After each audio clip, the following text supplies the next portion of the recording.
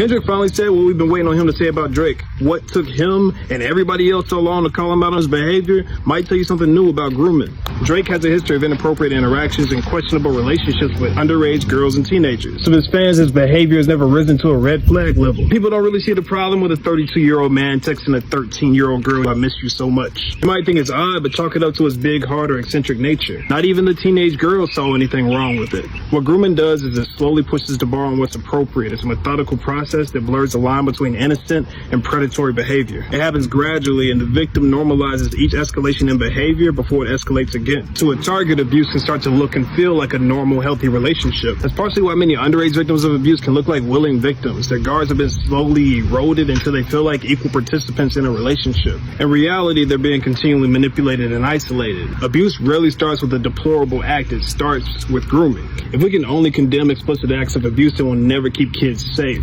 Groomers intentionally maintain an air of plausible deniability to shield themselves from criticism. And that shield stays effective even when actions become more explicit, like when Drake meets a 16-year-old girl and starts dating her 2 years later. Does it seem likely that he met her when she was a child, treated her like she was a child, didn't try to influence her emotionally, and then shifted that relationship to a romantic one when she turned 18? And what does a 31-year-old have in common with a recent high school grad? Could it be that their lack of experience makes them easy to manipulate and mold into what you want? That their lack of boundaries could be used against them to normalize bad behavior? It's legal, so maybe I shouldn't say anything. The shield stays effective when he calls a fan on stage during a concert and kisses and hugs her, finds out that she's 17 and continues to comment on her breasts, talk about how good it felt, and give her another kiss on her way off the stage. He gets a pass from this because he didn't know she was 17 at first, so it's not that bad that he kept doing what he was doing after he figured it out, right? Plus, nobody else is freaking out about it, so maybe it's not that big of a deal. In first-person shooter, he has a line that sounds like a play on words to brag about how many teams he has in his phone.